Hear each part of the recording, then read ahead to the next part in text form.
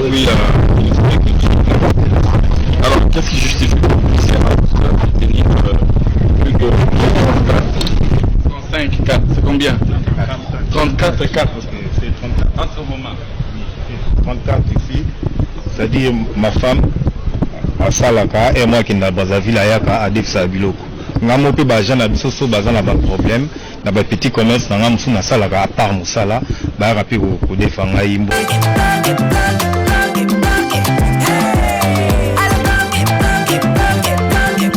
Oyoki elengi ya Congo. Tapez les mains, tapez les mains, tapez les mains, tapez les mains, tapez les mains. Oui, alors, qu'est-ce qui justifie de tenir plus de 35 cartes? C'est combien? 34 cartes. C'est 34 en ce moment. 34 ici. C'est-à-dire ma femme, à Salaka, et moi qui n'a pas à Vilayaka, à Defsa Biloko. Ngamo pe bajan na biso so bazana ba problème na ba petit commerce na ngamu na Salaka à part musala ba rapi ko defanga yimbongo. Siko tellement ba kima mingi na ba mbongo confiance les acteurs PC ba fouti aya moi la belaki de la rappel prochain.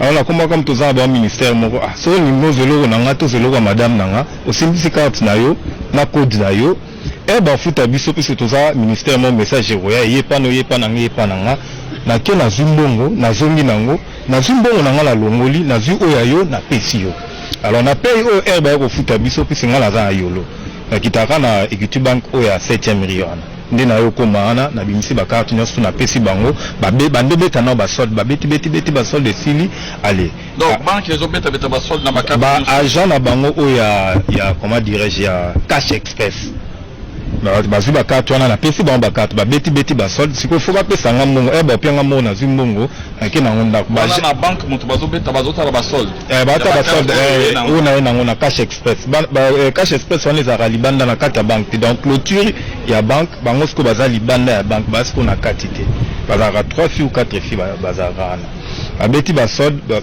ba bimisi mbongo baza ba agent ya banque. Oui, ce sont des agents à banque. Ouais. Parce que dans Equity tout, il y a Kinshasa, Cash Express, c'est dans la carte. Donc, il y a mis 34 cartes. Oui, il y a des agents dans la carte. Il y a aux vérifiés. Non, il y a un peut-être qui agent, ils ont la carte. Mais est-ce que vous avez une procuration? N'a pas de décharge na ba onanda. Donc procuration. Procuration na za ngote mais ba décharge na ba onde ba signa ke na zimbongo ya agent na biso mobonda. So ba fouti a kinda récupérer na za nango nanda. Mais procuration na za nango. Alors quelques agents pe balanda ki ngai na madame ba bingi nganda ba bino ba kanyi mobonda pona ba carte na bino directeur na biso si ba agent na biso ba o bazana nyongo mobonda o mobonda zo ba carte na bango ba kanyi mobonda pona ba carte na bino bokende kolanda e bo pesa témoignage ke za ba carte na bino aibi angote biso nde to na ba nyongo na yango za ba carte na biso so ba fouti biso a récupérer mbongo na zo biso ba carte na biso balanda kuna na Pekin na si baza pe quelques-uns baza ana madame depuis tongo balanda nga. Mais tous à la sérieux. Yozali fonctionnaire à l'État. Oui, devant guichet à banque, on s'est retrouvé dans 34 cartes, il y a des fonctionnaires. Oui, mais il y a des fonctionnaires à l'État. Il y a 34 cartes. Donc vous prétendez que les fonctionnaires ont des déficits qui ont bongo, ou des déficits qui ont bongo. C'est quoi, il y a des cartes na bango, na ba code na bango, yo aucun na banque. Donc, aux gens na code na bango.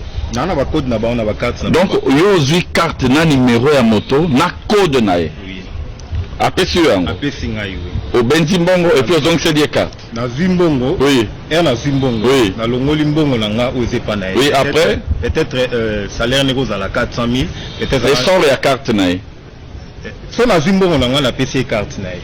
Ah bon. Bon bango pe bazala rabongo peut-être azala 400 000. Il faut peut-être nyongono na exemple nyongono za 200 000. Aujourd'hui, au long de 200 000 na yo, aux carte na yo au PC. Et dans la banque ça passe. Oui, ça passe. Donc dans la banque na biso, nous tout monde qui a autant de cartes. Alors ba nyonga bato qui na guichet avec autant de cartes, on te sert. Non, bien oui, aux ana ba carte nyonso e nango et on te sert. Non, son excellence, na banque de la kenda na cash express, on a sous bazimbongo na chaque fois sous bafoutine na kenda na on a récupéré bambongo. Je suis d'accord, vous avez un citoyen congolais avec autant de cartes qui peut se présenter. Enfin, moi je ne connais pas une seule banque dans mon Kili qui peut accepter ces genres d'opérations. Hein. C'est-à-dire que Yomoko Motokei n'a plus de 30 cartes aussi pointées devant guichet à banque. Et puis, au lobby, il y a des et puis, il y a des soldes de combien? 700 000, 400 000. On a 30 cartes, au remballé, au kangi, et puis au Keinayo. En tout cas, dans le monde, enfin, en tout cas, on a un système. C'est pour cela, au Bimi, on a suspect. On a l'administration publique et le réseau Bomabiso Lelo, et la présence et à fraudeur. Bateau, Bazali, Cumular, détenteur et faux numéro matricule, en somme, fonctionnaire fictif. Bateau Mingi, Bazoko Zouambongo, en lieu et place, il y a fonctionnaire de l'État.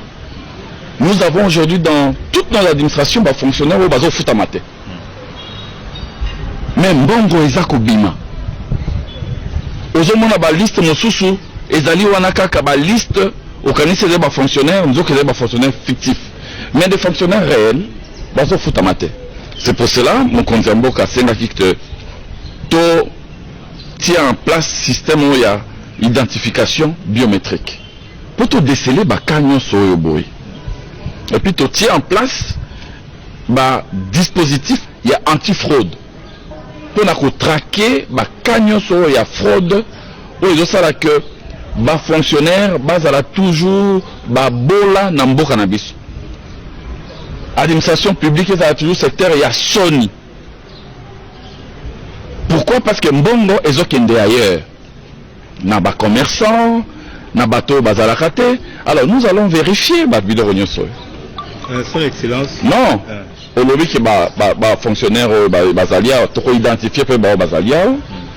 Eh bien, bango nyonso ba kozala entendu pour que clarification soit à la fête. Pour moi, si vous voulez, ces faits ne sont pas des infractions. Ce sont des crimes. Des crimes contre la nation. Si aujourd'hui notre pays va mal dans plusieurs secteurs, c'est à cause de ces gens d'antivaleurs. Mais nous marchons sur la tête. Quelqu'un avec 34 cartes qui se pointe devant un guichet, il y a banque, et puis mais nous savons ces pratiques. Malheureusement, je ne sais pas, justice motoko élucider situation. Mais naebi que bato bazako pratiquer ndenge ya makambo na ba fictif bazali. Batie ba kombo na ba liste ya ba fonctionnaire. Ba lobi ba bengi bango ba fonctionnaire, mais bazu ba petit à quartier ba keko fungula ba compte. Et puis il y a mon moto à sali dans la liste wana ya ba fonctionnaire fictif, azo ki ndozoka ba mbongo wana. Mais ce sont des pratiques qui sont maintenant connues. Autre dénicher en gros manco pour assainir complètement l'administration publique. Moi j'ai beaucoup de respect pour vous en tant que personne humaine. Mais excusez-moi, comme agent public, vous n'avez aucun respect.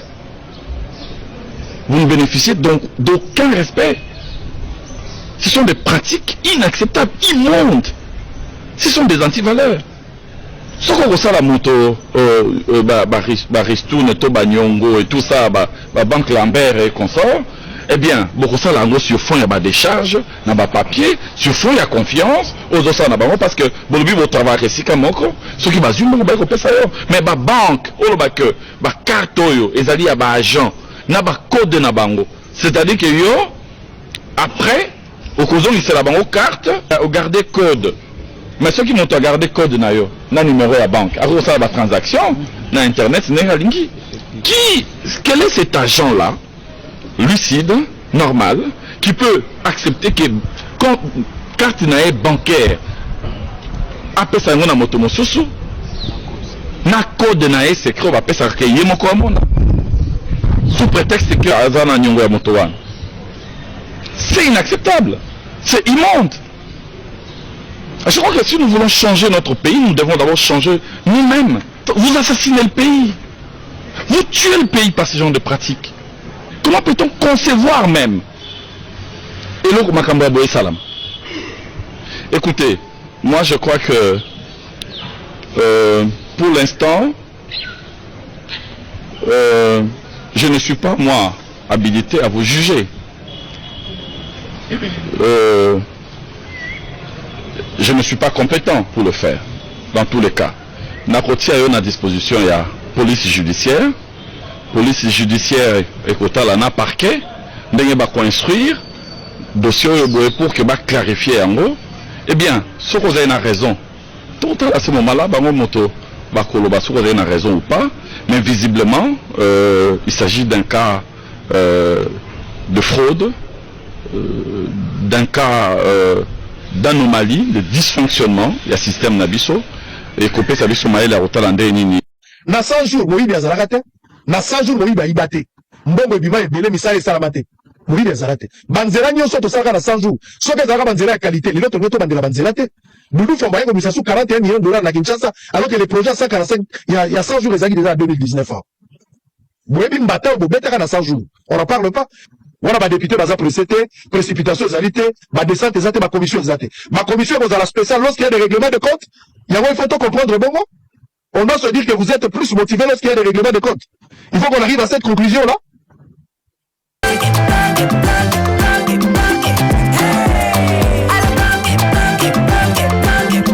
Oyoki Elengi ya Congo.